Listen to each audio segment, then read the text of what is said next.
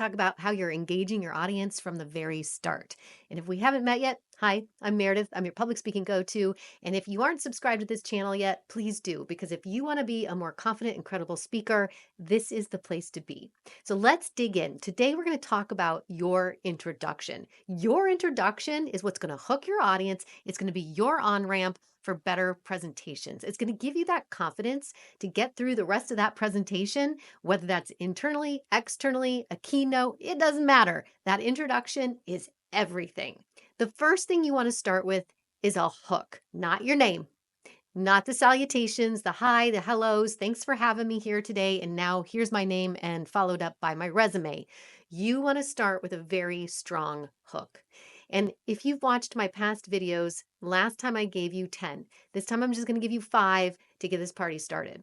So here are a few that you can think about. 1, you could be a quote, someone that you admire.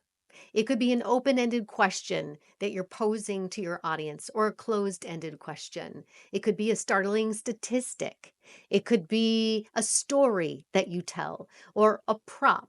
So there are a variety of ways that we can really engage our audience. Once you have figured out what that hook is, you can then move on to, yes, who you are for credibility, because that is important. All of that expertise that you hold, the reason why you're in that room today or standing on that stage is because you bring a level of knowledge that nobody else in the room does.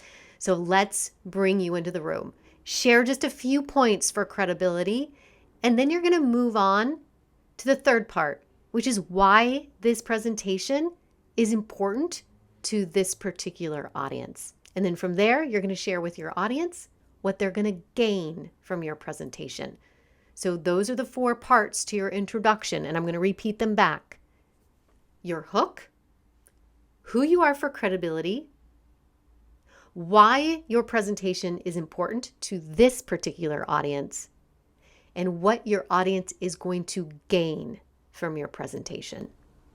From there, you can then go into the body of your presentation, which might reflect back a few of those things that you mentioned, especially what your audience is going to gain from your presentation. That could be the 3 key points or the key takeaways. This is going to be a very useful on-ramp for you. And then you're going to practice the heck out of that introduction. You're going to stand on your feet. You're going to visualize you standing in front of that audience or in that conference room. And you're going to say it out loud over and over and over again until it starts to feel integrated, embodied, if you will. Not necessarily memorized, but yes, integrated. So that way you're following that roadmap that if something happens, whether the tech goes out or some sort of challenge with the schedule happens, you can be focused and present. I hope you'll come back, because next week I'm going to talk about the body of your presentation, and then I'm going to talk about your conclusion and how that wraps up nicely into a really great call to action, so nobody leaves the room confused about what you want them to do with the information.